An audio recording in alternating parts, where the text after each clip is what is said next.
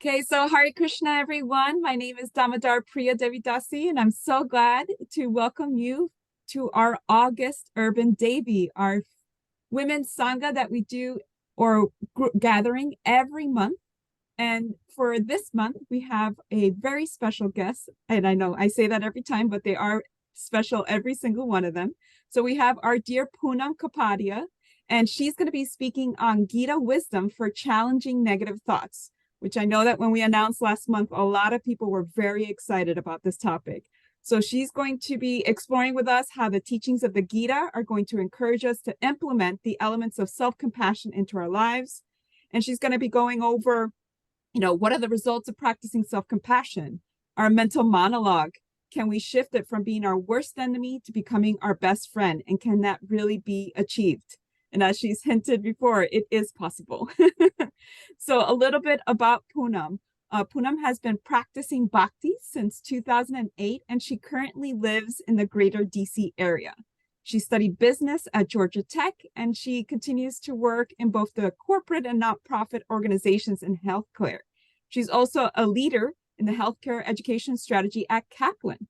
And she also is very passionate about all things education and loves unique approaches to instructional design for both adults and children.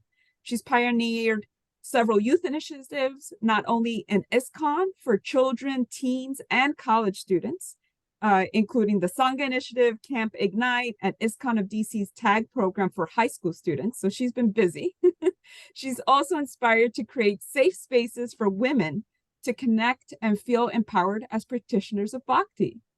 And she's going to be leading a women's retreat in New Vrindavan this October. And hopefully Poonam will be telling us more about that later on. So a big welcome to Poonam. Thank you so much for joining us. The floor is yours. Thank you so much, Dr. Priya. Hi, everyone. It's so nice to be here.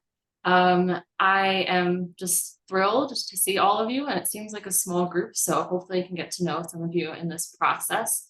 That was a long bio that I realized I wrote, and as you were saying that, I started to have imposter syndrome about it. So I also wanted to share just in 2 seconds something a little deeper about myself, so you know me beyond just that overall bio, what I do for my job, etc. So Dominic Priya said I do live in greater DC. I live in rural Maryland. I am married. I got married when I was 22 years old. So some of you might be thinking that's kind of young, and I would agree with you. I think back and I'm like, what was I thinking? But this year actually marks 10 years that I've been in a relationship with my husband.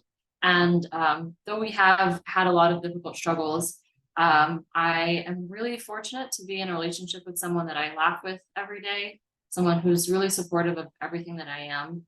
And in our 10 years now, I'm reflecting, I really feel like I've fallen more in love with him every year. And I'm also turning 30 in 3 days. Yeah. So this is a year of milestones for me. And I think as part of that, we all reflect on so many things and try to understand how we're viewing life differently. And that's definitely where I'm at. So in that regard, I'm thrilled and honored to take part in this Sangha. When Rukmini asked me, I was a bit nervous, but for my own growth, I'm really trying to step up and share my reflections more in my circle of influence, both professionally and personally. But I'm far from comfortable from this. So I'm hopeful that this can be more interactive. There is a chat here, and we'll have a couple of questions where you guys can respond. I also love reactions, the emojis you can now do in Zoom. So please feel free, if there's anything that resonates with you, to react to it, so we can all be going through this journey together. So we're going to be exploring some topics that have helped me immensely from a mental health perspective, but they're things that I'm still working on implementing every day. So again, want to hear how this resonates with all of you. The title of today's talk is Gita Wisdom for Challenging Negative Thoughts. There's a lot of wisdom in the Gita, and I do find it to be a timeless text. However, we don't always talk about it with the language of the modern age. So today we're going to explore some verses in the Gita in conjunction with parallel concepts in research psychology, and hopefully that can help us shift our mindset to find more peace and happiness in life. We did mention the women's retreat, So if you like the way that this is structured, there's going to be very similar content and deeper dive into this structure at the women's retreat in New Vrindavans. That's October 12th through, and we'll put a link to the registration in the chat here. And I'm sure Dr. Priya and Rukmini will share with you in the WhatsApp as well. So I have been practicing Bhakti since I was a teenager. And I remember when I first heard the philosophy, I was thinking, someone just gave me the secret meaning to life. I got so many answers to questions that I didn't even know I had. And over the last 15 years or so, I could say that my beliefs, how I interpret the teachings, how I practice a Bhakti-centered lifestyle has definitely evolved and changed. But the core elements of the philosophy still really resonate with me. And one thing that I love about Bhakti is that it's rooted in relationships. It's pretty much all about relationships, and relationships happen between people. So in our Bhakti philosophy and in our practice, we have an understanding that the divine higher power has a personal form, and we call that person Krishna. And because he is a person, you can have a relationship with him. So Bhakti is all about understanding and growing our relationship with Krishna, but also our relationship with other people, our mentors, our teachers, our gurus, how we understand our relationships with the world around us. And included in that list is the relationship that we have with ourselves. If we think about the Gita, it is really a conversation between Arjuna, who's having an internal crisis, an identity crisis, and Krishna, who in response is offering Arjuna alternative perspectives so that he can find peace of mind. I think Bhakti is an incredibly personal journey. So even though we get this great outline from the books, from teachers, from Srila Prabhupada, who was the original teacher who brought Bhakti over to the West in the 70s, and he outlined the practices and the principles. But no two practitioners are going to have the same journey in Bhakti. And that stems from the nature of what we consider the spiritual world, where everyone has a unique relationship with Krishna. So it makes sense to me that we all have our own unique journey back to him. So I'm going to play a short clip from Srila Prabhupada that explains this a little bit, and I think sets us up well for today's talk. And hoping that this works. So just thumbs up if you can hear this.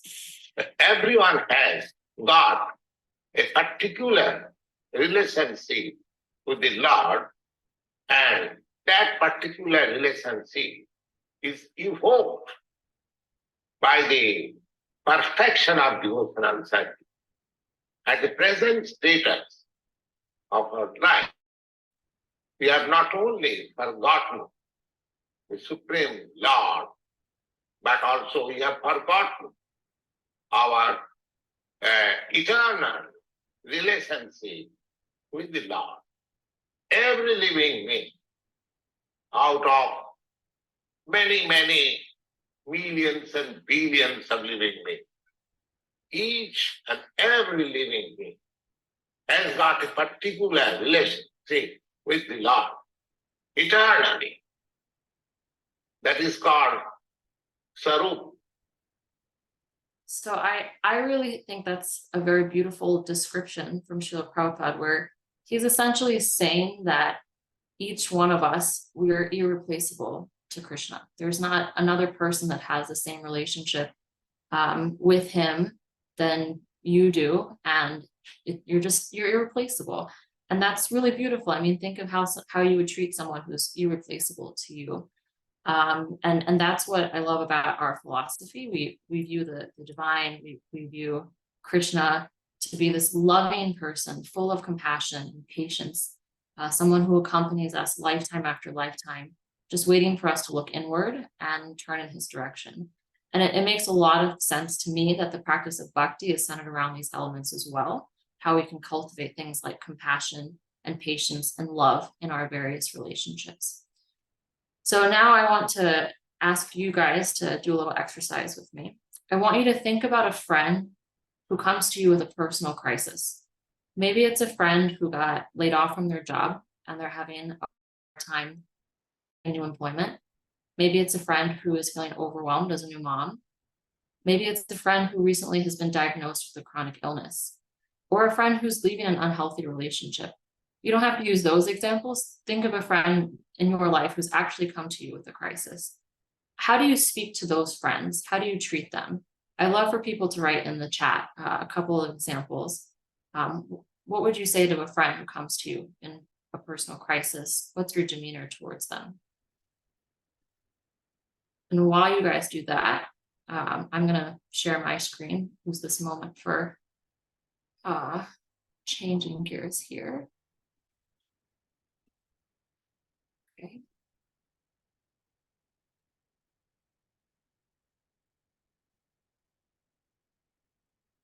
All right.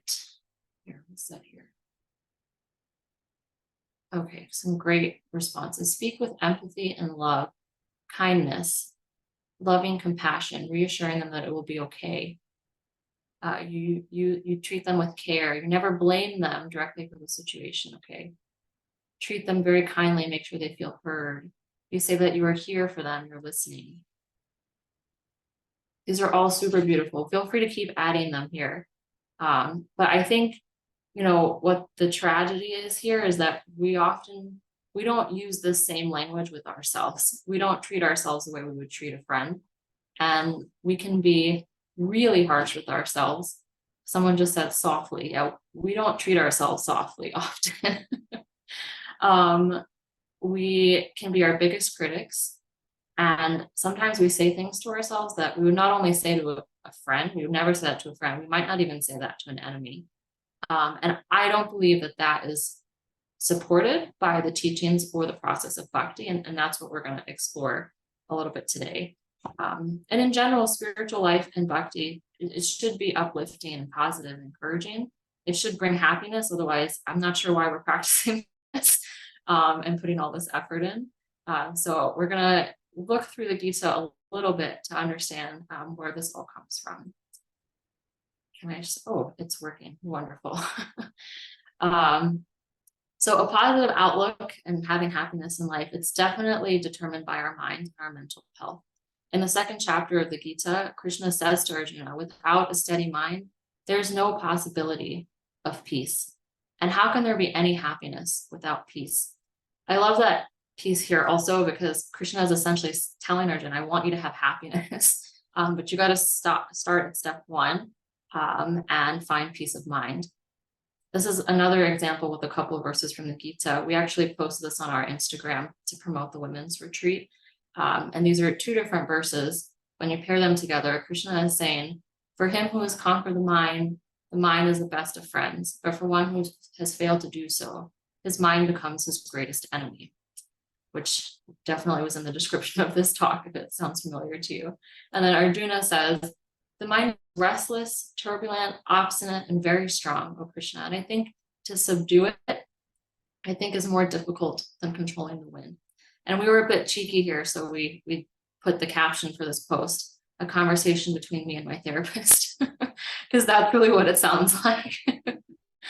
And I think this aligns really well with some concepts in modern day psychology.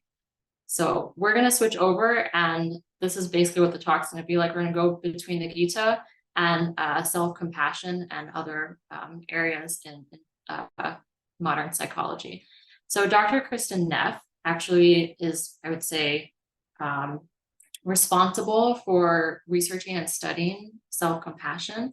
She is a psychologist who was inspired by Buddhism many years ago and decided to research and study self-compassion. She's the author of 2 books, Self-Compassion, The Proven Power of Being Kind to Yourself, and also Fierce Self-Compassion, How Women Can Harness Kindness to Speak Up, Claim Their Power, and Thrive.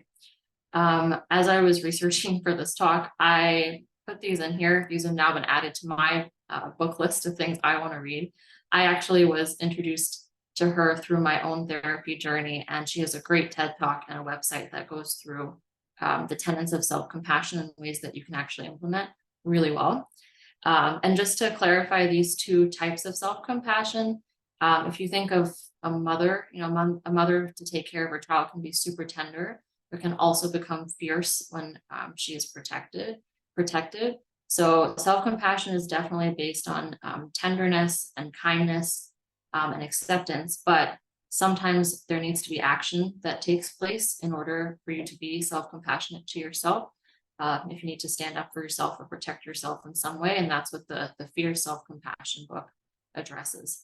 So for me, I was presented with self-compassion to combat perfectionism.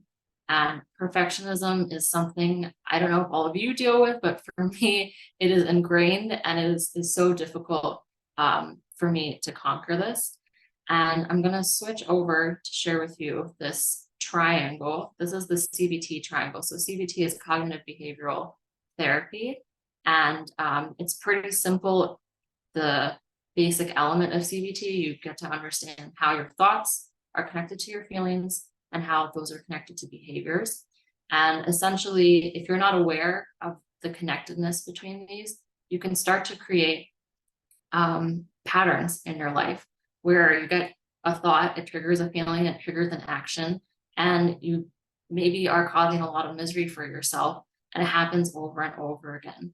And so through CBT, there's many processes in which you can have more awareness of your thoughts, for example, if that's something that you want to change, or just being aware of those thoughts. Maybe you can figure out how it could trigger a different feeling for you.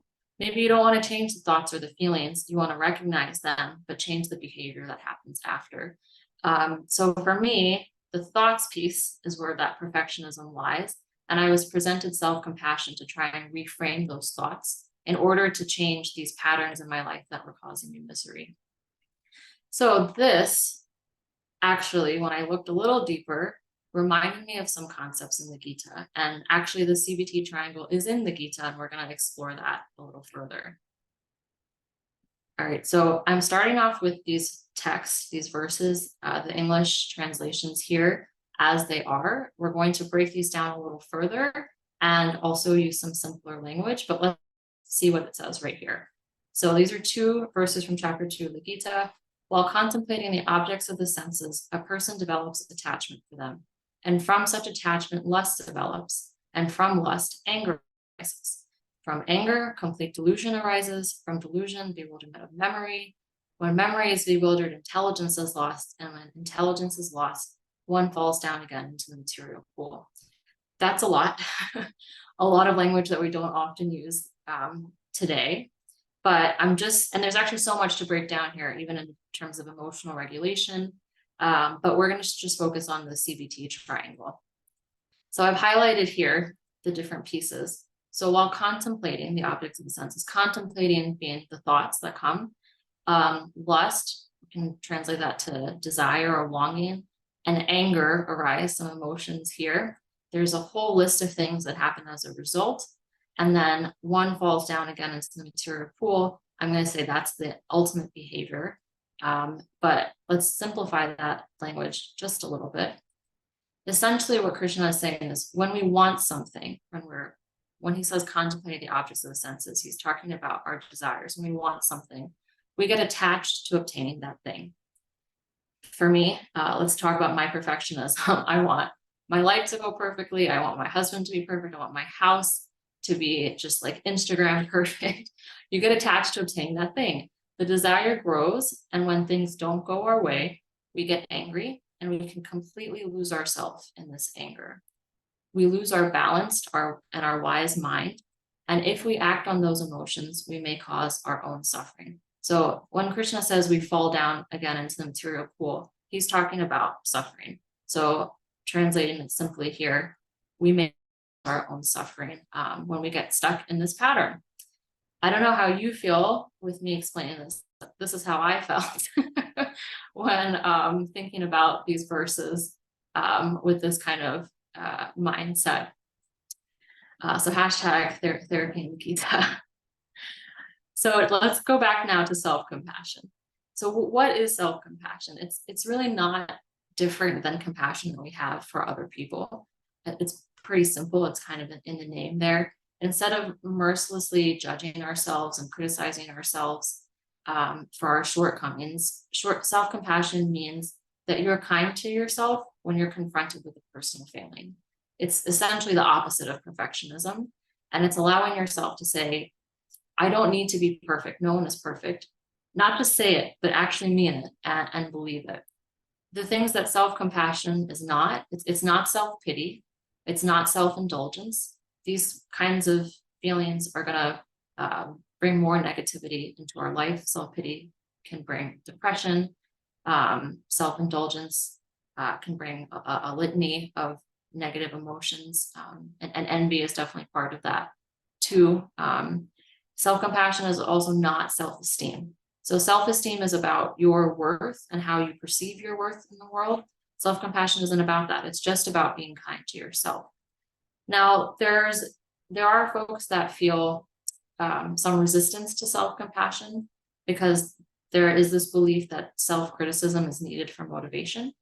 But Dr. Neff explains how that's not true. And science actually shows us that self-criticism undermines our motivation. When we self-criticize, our mind and our body register that as a threat. And we trigger a flight and fight response, which is our defense mechanism. But in this very sad case, we attack ourselves, but we're both the attacker and the attacked. And that constant self-criticism literally makes us more stressed and makes our body eventually shut down. And that's what depression is. So that self-criticism needed for motivation isn't true. It doesn't mean that you can't better yourself, but trying to change yourself to be healthier, happier, because you care about yourself, not because you think you're worthless or unacceptable, that's more motivating and also gives you more peace of mind. So I think the next slide, yeah. So what we're going to do is break down the tenets of self-compassion, and that really shows you how to implement this in your life. And I've also highlighted the areas that are listed here that to me almost come directly from the Gita. So the first tenet of self-compassion is self-kindness versus self-judgment. So I'm just going to read this. Self-compassion entails being warm and understanding toward ourselves when we suffer, fail, or feel inadequate, rather than ignoring our pain or flagellating ourselves with self-criticism. Self-compassionate people recognize that being imperfect, failing, and experiencing life's difficulties is inevitable, so they tend to be gentle with themselves when confronted with painful experiences, rather than getting angry when life falls short of a set of ideals. People cannot always be or get exactly what they want. When this reality is denied or fought against, suffering increases. That sounds familiar. In the form of stress, frustration, and self-criticism. When this reality is accepted with sympathy and kindness, greater emotional equanimity is experienced. The word equanimity and in the Gita, there's so many places, right? We're talking about balance. We're talking about finding equilibrium. And that's really a lot of the goal of the practice of bhakti, not to be so swayed by distress or happiness or all the different emotions we can experience. Not that you don't experience them, but not to be destroyed by them is definitely the goal. So for me, this has become my mantra when I am having these perfectionist thoughts. People cannot always be or get exactly what they want. And I was telling you, as I'm turning 30, trying to figure out how I view life differently now. And one of the reflections, I was sharing this with Rukmini, I'm really trying to accept this. You can't always have what you want. And it sounds childish because when we were children, I'm sure everyone's parent says to them, you can't have candy for dinner. You just can't always have what you want. You can't go to bed at midnight. I'm sorry. You just don't always get what you want. And they try to teach this to you so you're prepared for life. But then you grow up and you get surrounded by this messaging that says you can have it all. And at least that's what I feel. I'm surrounded by this message. You can have a successful career. You can follow your passions. You can be a mom. You can get rich. You can have meaningful relationships. You can have a wonderful partner. You can have a fit body. I'm not saying that you can't have all of those things. You can have a lot of things in life. But when something falls short and when you come across something that isn't going your way, something you just can't have and having to accept that, I find it really hard to reconcile that with this worldview around me that's saying no, you can have it all, and if you don't, you're doing something wrong. So all this tenet is expressing is essentially, if we choose to have that mindset that everything's going to go my way and I can have everything that I want, suffering inevitably increases. But learning to accept that you can't always have everything will allow you to have peace of mind. The next tenet here, I love this one, is common humanity versus isolation. And when I said really feeling this, I don't need to be perfect, it's something you practice through these tenets every day. And I found this one to be the one that really changes mindset. So frustration at not having things exactly as we want is often accompanied by an irrational but pervasive sense of isolation, as if I were the only person suffering or making mistakes. All humans suffer, however. Definitely a Gita concept there. This very definition of being human means that one is mortal, vulnerable, and imperfect. Therefore, self-compassion involves recognizing that suffering and personal inadequacy is part of the shared human experience, something that we all go through rather than being something that just happens to me alone. And this can be really empowering. So I'm going to give a specific example from my life. I think I mentioned this earlier in my perfectionist tendencies, wanting a perfect house. So my husband and I bought a house 3-ish years ago. Yeah, 3 years ago. And it's a complete reno. We've gutted the house. I think we thought it would take 6 to 8 months, maybe a year, to renovate this house. And we're still not done. Probably we reached 2.5 years and we finally done all the basics, and we are no longer living in a construction zone. But I felt a lot of shame around this, that we didn't make the best financial decision, or we didn't plan things appropriately, and was being really hard on myself. I didn't want anyone to come over to our house because I didn't want to share vulnerable experience with them, for them to see how messy our lives were, literally in the form of this house. And through practicing self-compassion, I did have to work on my mindset changing a bit. And I remember being invited to this party. One of my friends from high school was having a rooftop summer get together, and she had just moved to the city. So she invited me over, and she had tons of people there, just anyone that she had met through a Facebook group, through work, her roommates' work, and most people there didn't know each other. So it became this kind of, it wasn't exactly networking, but it was definitely a place to meet new people, which can give you a lot of anxiety. It gives me anxiety. But I just took a moment to sit there and kind of see how people were interacting. And one, I realized it wasn't like high school anymore. People were just craving any kind of similarity they could find with someone. They were just holding on to that, excited to possibly make an adult friendship with someone. And it was really beautiful. We'd go through hobbies, we'd go through relationships, something, and anything you had in common. I was like, oh, that's great. Let's just keep talking about that. And we did start to talk about how expensive it is to own a home, to be comfortable, to have that American dream. And I shared that I was renovating the house. I didn't go into too many details. But then other people I was talking to, another couple said that they had been renovating the house and they didn't have a kitchen for 8 weeks, and it was super overwhelming. I didn't share that I didn't have a kitchen for 8 months, but I started to feel this common humanity coming out. And we just talked about how hard it is to find this comfort, and how hard it is to buy a house, and how awesome it is to own homes. And someday they'll be the beautiful homes that we want them to be. And I just started to feel a lot less stress about this, and even shared with these strangers some of the struggles that we had in our house. And I came home and I journaled about it, and really felt this lift of mindset changing, where seeing that common humanity is so validating, and can be so powerful, but so scary to share that. And when you're able to change this, where your mind is creating that isolation, take that off take that out, and replace that with, I'm human, I'm imperfect, and everyone is. And there are so many people, they may not be in your exact situation, but people can relate. People can definitely relate to what you're going through. And then there's just one more tenet that's part of self-compassion, which is mindfulness versus over-identification. Self-compassion also requires taking a balanced approach to our negative emotions so that feelings are neither suppressed nor exaggerated.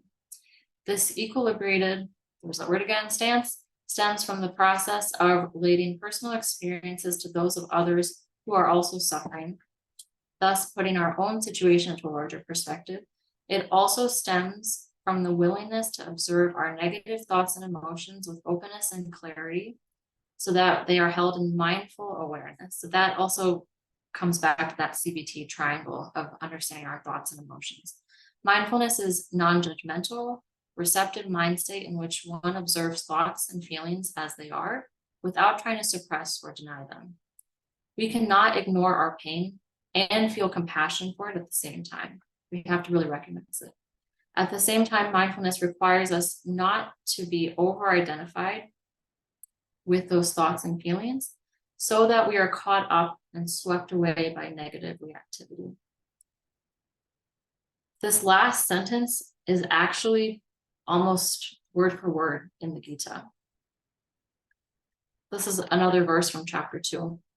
As a strong wind sweeps away a boat on the water, even one of the roaming thoughts on which the mind focuses can carry away a man's intelligence.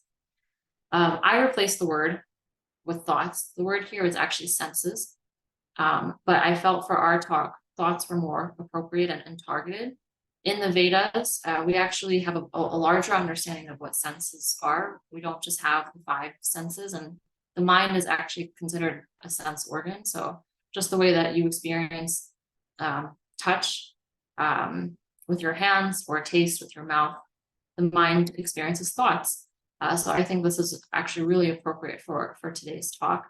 And what we're doing here, using more relatable language, trying to make this really personal, comes back to where we started, where Bhakti is very much a personal journey. And I think the Gita can be super personal to you if you want it to be. And we're actually going to do that in breakout rooms in just a few minutes, where we're going to do what I kind of did here, picking out pieces of these verses that really speak to you, adding to them for your own experiences, so that you can take away these teachings in ways that you can remember every day, and ways that you can implement on an everyday basis. In terms of self-compassion, this was just my intro for you. I very much encourage you to look into selfcompassion.org. That's the website. Watch Dr. Neff's TED Talk.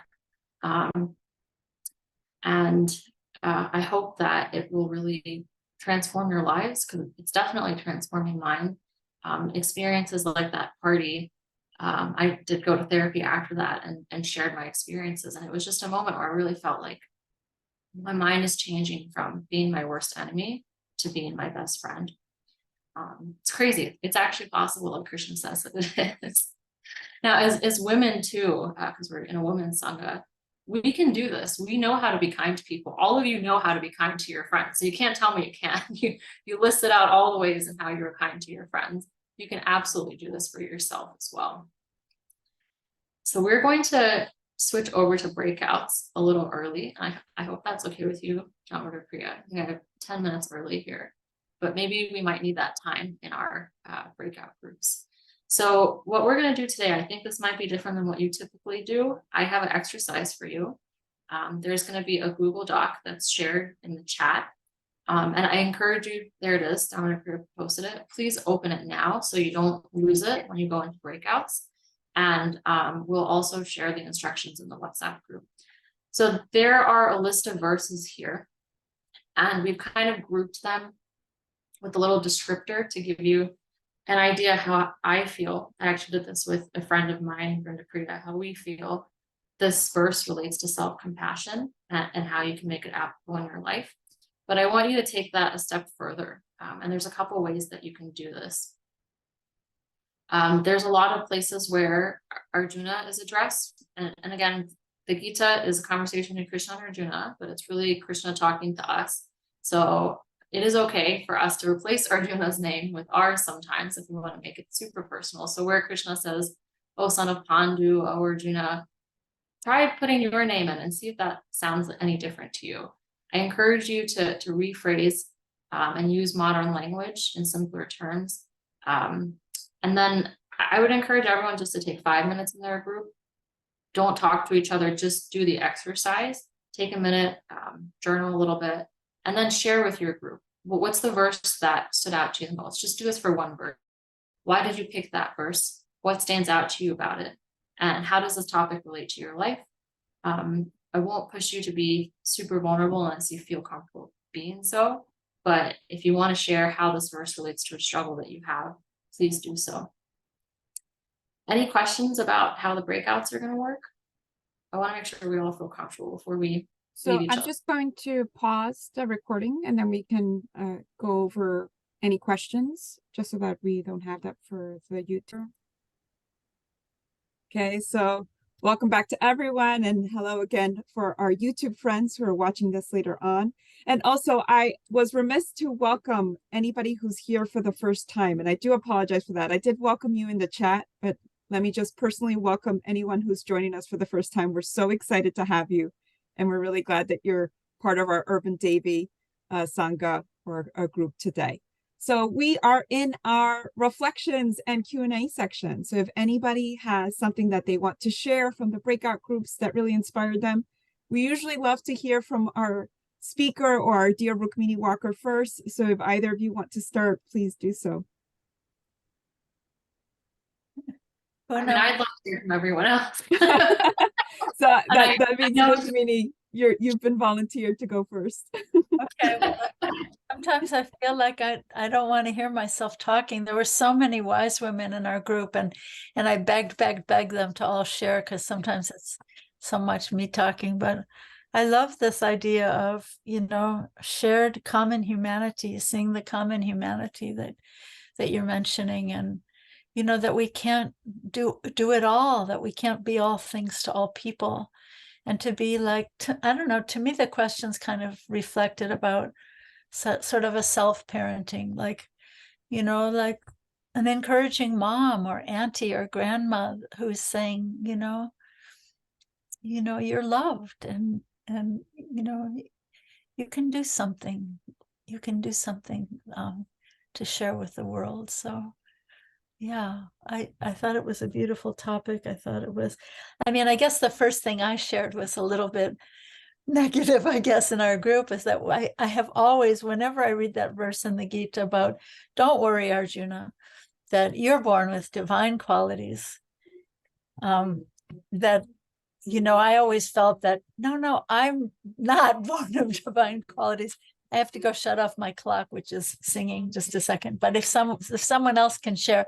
So Linda responded to that very beautifully. Linda, would you like to say something?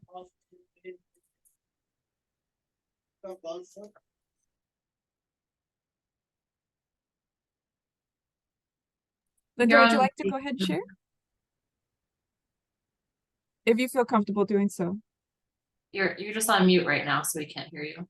Oh, that's weird. I thought I was unmuted. Can anybody hear me now? Not Dominic, sorry, Linda. Linda was Oh. on mute. I'm unmuted now. Yeah. There we go. Now we can hear Linda. Thank you. So what do I want to share? I had just shared when we started our discussion talking about, or we talked a bit about that one line about us having divine qualities. And that's the one that really resonated with me very immediately too, because that's really become what my daily practice is. And that truth that we hold divine qualities, or we have that light within, is so deep for me. It's a deep, deep truth. And with that deep truth, though, comes for me a practice of remembrance every day. And that practice of remembrance is, sitting in stillness and meditation and going into that space and remembering that it's there. So it's like allowing myself some separation from the world of senses to remember who and what I truly am.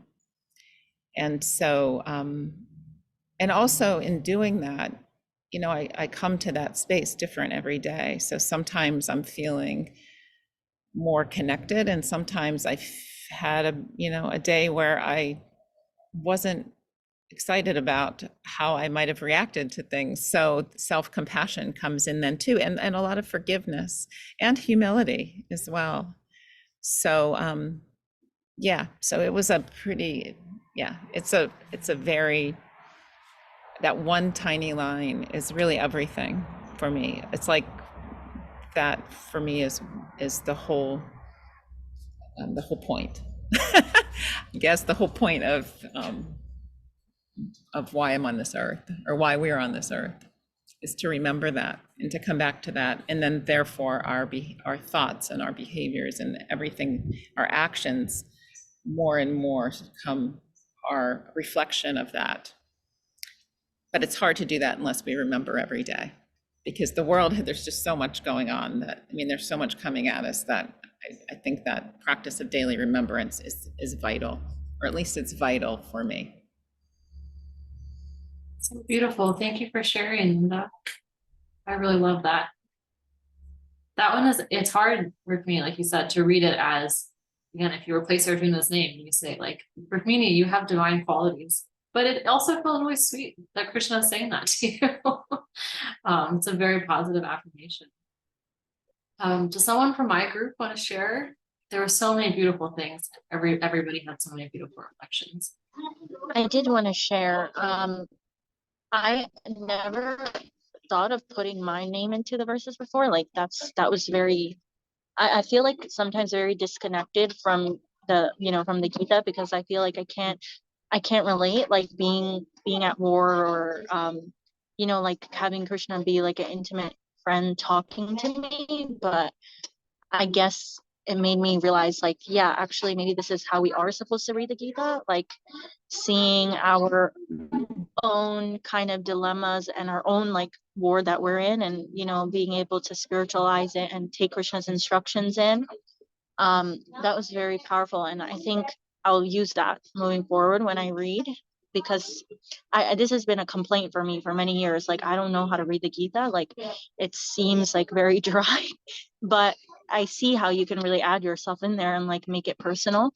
And then one thing I really took away, well, we talked about, it seemed like there was a lot of resignation on many of the verses, but the fourth one, going back to Poonam's point about like how we're programmed to always think that we're lacking. And I feel like in the age of social media and in the world we live in today, it's that lack is like what fuels competition and envy, greed. Like, we have billionaires who are literally hoarding tons of cash while people are dying and don't have money to eat. And it's like, what fuels that? It's this feeling of always lacking. And I think that it's so amazing that Krishna tells us that actually, like, he affirms to us that actually we're not supposed to have it all, because we're material beings and he has it all, and he's willing to carry what we don't have. So it's like there doesn't need to be this anxiety about lacking. And I think that's so powerful. And like, that's really all we need to meditate on when we feel envious or competitive, or like we're not enough. That like if we had everything, we wouldn't be in the material world, actually, So I'm really going to take that away. And I feel like I had this journey where I got off of Instagram for like, I very distanced myself, because it's like envy-gram for me. Like, I don't feel great when I'm on it. And I just started getting back on it, and I noticed those feelings coming up again, like, oh, this person like has a better life than me, and this person's doing better than me. And I see that happen all the time. And I'm like, I can take this away and keep that as a reflection. So thank you for facilitating that. It's really powerful. Thanks, Priya Ravi. Thank you for giving that perspective to literally make the Gita relatable to Instagram. Yeah. I love that. Thank you. Anybody else want to share a reflection? You can either unmute yourself or raise your virtual hand, or if you're feeling shy, you can write it in the chat and one of us will be happy to read it for you, whatever you feel comfortable doing so. Something that Rasa said really stuck with me, just how much Krishna can do with our half-baked efforts in relation to the on Krishna meeting us halfway verse. That really stuck to me, just like that one liner. Honestly, I loved it. And then also she made a great point to our group. But you know, in order for this to work both ways, like you have to let Krishna in. And I think that's a lot of people really struggle with that. I know I do, for sure. I think it's just some people just feel like, you know, if I take any kind of help from anyone, it's like a sign of weakness. Especially like I think in this country too. It's like we're very much like, oh, we have to do everything ourselves from beginning to end. Nobody helped me. I'm a self-made man or woman. So nobody really preaches about like letting anybody help you. The government, whatever it might be, you know, it's like, no, just figure it out for yourself. So that's what I really love about, you know, Krishna consciousness in general. It's just knowing you're not out there on your own. You know, you do have this friend, you know, that's got your back. So that was really nice. I like that. Thanks for sharing that. I hope that everyone is hearing some change in mindset even just now. Like when we're talking about changing our minds from being our worst enemies to our best friends, I was going in the form of self-compassion, but to hear you use the Gita as a tool for that is really, really beautiful. And it inspires me to practice Bhakti when we have these kinds of conversations. I still want to hear from a few people because we have time to talk. I was just going to share my one journal entry, I guess, but I rephrased no shock here, the perfectionism verse, and I rephrased it for myself. So I wrote it as, therefore, this is Krishna speaking to me, therefore you should not give up, Poonam, doing the things that you enjoy or are good at, even when the result is imperfect. Embrace imperfection. And that, even just doing that exercise for me, I think Lolita was saying, should print some of these out and like put it up near our bed or in our bathroom or something. But that's something for me that is just took 2 minutes to write that. I didn't do it before this exercise, and it was super powerful. And just had the Gita come to life for me in a different way. Any other reflections from the groups or from the session as a whole?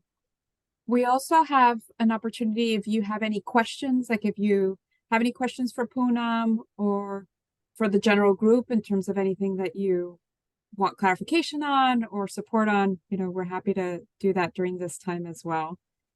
While we're waiting for people to speak up, I would like to share, just because I didn't get to go in the breakout groups, but I loved reading the verses that you picked.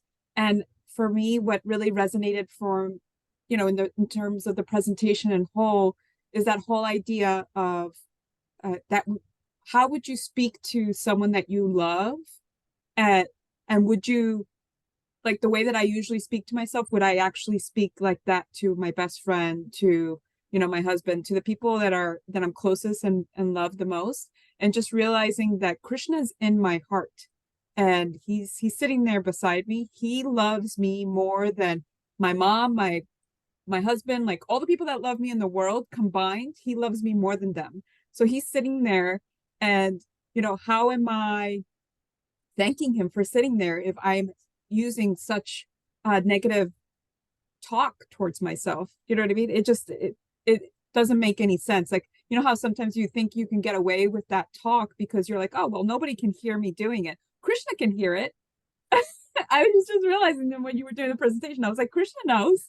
Krishna knows. And it's not, and I'm not saying it in the sense of like, oh, he's shaking your finger at it, but just like he loves you too much to let you do that to yourself. Just like how if you were hanging out with your best friend and she's just like, oh, I'm horrible, I'm ugly, that you'd be like, oh no, girlfriend, like stop, like that's not okay, not on my watch, you're not going to get to say that. Do you know what I mean? Like, so in the same way, and I know this seems a little bit like flippant, but I imagine like Krishna in my heart being like, girlfriend, stop, like that's not going to work, not while I'm here.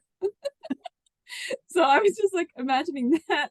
And I also really loved how you broke it down in terms of the science of, yeah, there are a lot of people that say like self-criticism is what's going to motivate you. And I love Lolita's share because it is a very much American culture of like, pull yourself from your bootstraps. Like, you know, everybody can do it on their own. And I feel like it's so important to recognize the science behind it, that self-criticism actually will wear away on your motivation, on your sense of self, so that you can't do things. So it doesn't always work that way. So there was so much about this presentation that I appreciated. I took screenshots. I will be sharing them in our WhatsApp groups. And I'm just going to quickly put information about our WhatsApp groups in the chat as well while people think about sharing. So if you want to continue this conversation with us in our WhatsApp groups, please join us. We'd be happy to have you there. But anybody else want to share? Hemalata? Yes. Hey, how are you, Andrea or Damodar Priya? How are you? Long time no see. Hi, Poonam. So I was in the group with Rukmini, Devi, and she encouraged us to talk, so I'll do my best. So I think we were talking about the last passage, or maybe the third passage, and then Rukmini mentioned this phrase, comparison is the thief of joy, which is intuitively amazing. But at the same time, I was reflecting on the on the phrase, and I was thinking, well, if I compare myself to myself a few years ago or 10 years ago, I'm in such a much better place, like controlling my emotions, dealing with my emotions, understanding myself, that I'm in such much better place than I was 5 or 10 years ago. So I kind of like the idea of comparing myself to myself previously, and also gives, and I think it was Katie who shared this, like it gives us like hope, like, okay, maybe I have so much, I was saying we still have so much, I have so much more to go still, but at least it gives us hope, like Katie said, that we can progress, that we can see light at the end of the tunnel. That's all. Thank you for sharing, Himalata. I'm loving getting to know you all. This little space here, it's so sweet. Yeah. Thank you. I Katie also, has her. sorry, go ahead. I'm sorry. Go ahead, Rukmini. No. Now our group is like, I'll share. I'm just very feeling very thankful because it came up for me. Rukmini said, how do we do this for ourselves? And I was thinking, I don't know how I encourage myself. So maybe I can work on that. And I also was drawn to the, oh, Katie, do not worry, for you are born with divine qualities. And I found it just so like great. And it reminded me that of a dear teacher and my grandma, and their voices in my mind that just would say, don't worry, don't worry, don't worry. And how often I think I'll like reach out, which is great, which is a good practice to get support and be in a more positive mindset. But I found, the encouragement in our small group to find ways to reaffirm between myself and Krishna, or just every morning, every night before bed. It was just very helpful to have these ideas and phrases in mind that I can sit with myself and use these tools. So I really feel this is really very helpful, the whole session. So thanks everybody.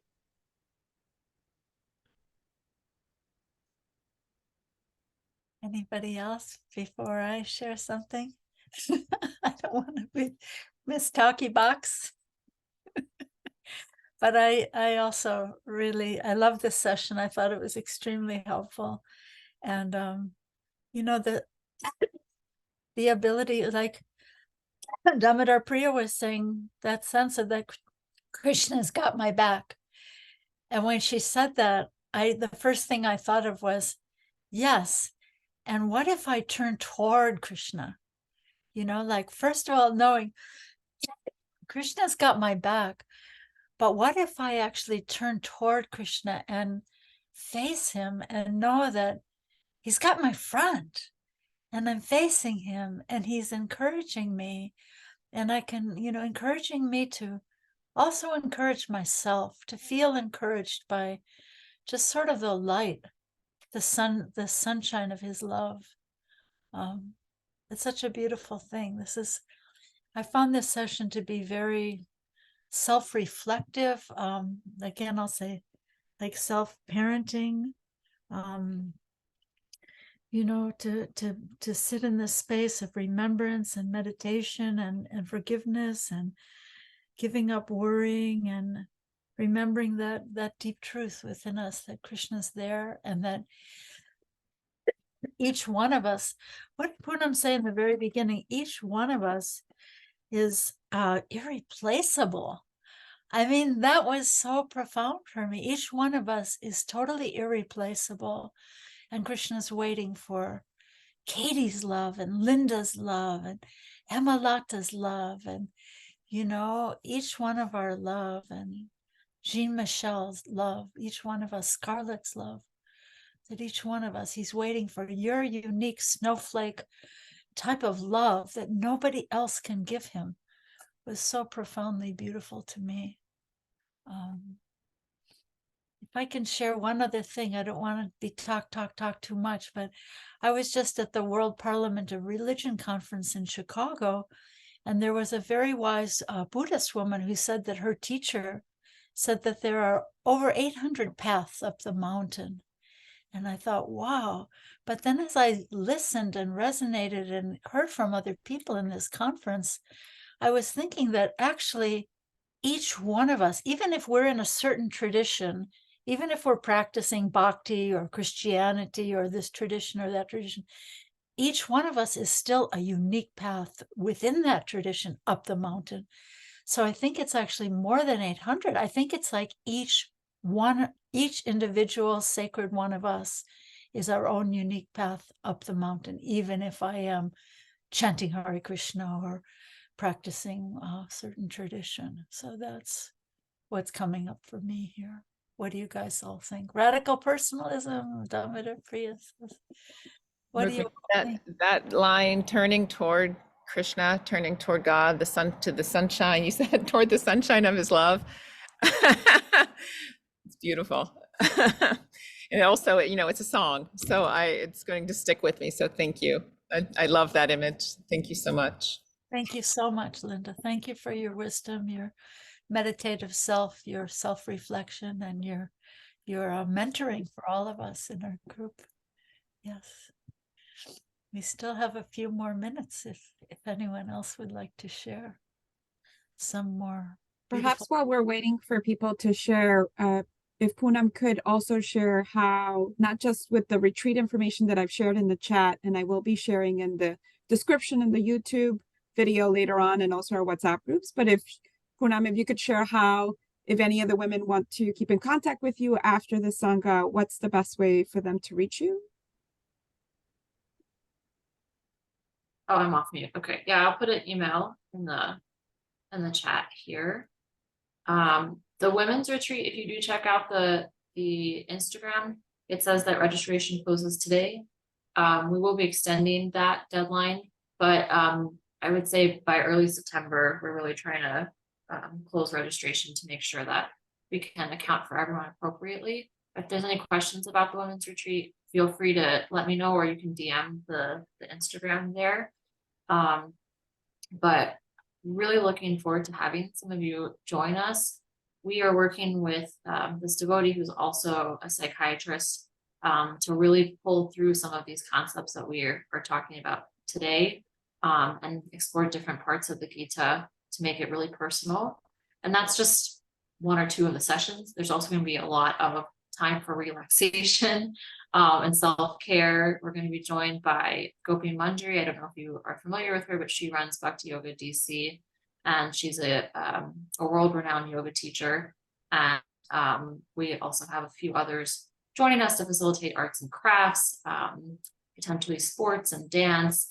And it's really trying to make it a place where no matter your age or your background, how new you are to Bhakti or how long you've been practicing, to be able to create a space where everyone can take away what it is that they need from the retreat. So yeah, we'd just love to have you guys there. And hopefully you can share some of this with other people. I'm happy to share the slides if that's helpful. I think, again, I encourage people to check out Dr. Neff's work. I think she has even more than just the one TED Talk that's out there. But my kind of concluding statement for this session goes back to Krishna saying, how can there be happiness without peace? And I'm saying, how can there be peace without self-compassion? So really encourage everyone to dive deeper. And I'm really excited to see us in the practice of Bhakti through the Bhakti Center or in other ISKCON centers, using some of this language when we talk about this personal process of Krishna consciousness. I'll send you the slides. Dominic, I can send you the slides if you want to send it out to everyone. Yes, that would be great. I can get it out to everybody. Yeah, so just as a reminder that if you want to continue this conversation and you're not already a part of our WhatsApp groups, I'm going to put that in the link. You can join our WhatsApp groups. We have a discussion one where everyone is welcome to post as long as it's on topic in terms of Open Devi and Krishna, things of that sort. And then we also have an announcements only. So if you get easily overwhelmed with WhatsApp, that's the one for you. It will only be posting announcements regarding Urban Devi and only by us administrators. So that's a good option as well. And then thank you so much. I just want to, before I kind of shift it over to our dear Rukmini, who's going to finish up our talk. And just as we always do, thank you so much to Poonam, our speaker for today, for really taking the time to put together such a beautiful presentation, so many personal anecdotes, and you really made yourself vulnerable with us, and we really appreciate it. And then just giving us such practical applications of Bhakti, which is always so helpful, because the philosophy of it, it's all here, but it's not in the heart. To me, I'm just like, I don't know what to do with it. So I also just want to kind of remind everyone that a lot of this comes from inspiration of our dear Rukmini. So if you want to partner with her, I've put links in the chat. You know, Rukmini has a Patreon, she has website and a Facebook. If you want to continue kind of supporting what we're doing, please check out the chat. We'd be happy to have you join us. So please, Rukmini, if you would like to finish us off, tell us what we have to look forward to. Thank you so much, Damodar Priya, and thank you so much, Poonam. You know, Poonam, I want to tell you, I'm planning to go to the retreat in New Vrindavan in October, and it's a beautiful, beautiful time to be there. It's a beautiful drive. All the trees are turning in that beautiful West Virginia in October, so it's a lovely drive, and it'll be a very sacred, very personal interaction with women.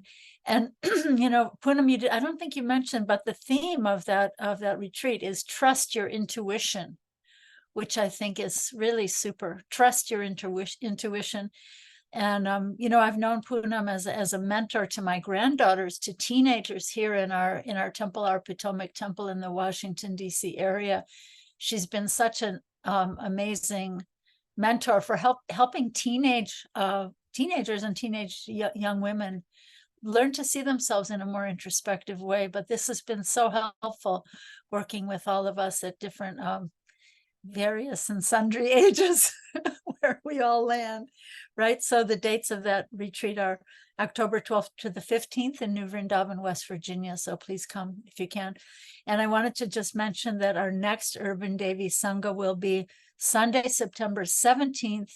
And my very, very dear friend from the revolutionary town of Lawrence, Kansas, her name is Gopi or Gopi Mata. She'll be speaking on the fallible thinking of my way or the highway. That is her theme. So please join the very compassionate Gopi on September 17th. Please mark your calendars and join us, and tell your friends. Yeah, so thank you all for being here. This is a very sacred time each month for all of us, and we're so happy to see you, see your sweet, self-compassionate, loving, encouraging faces. Thank you, Poonam, once again. So lovely to meet all of you.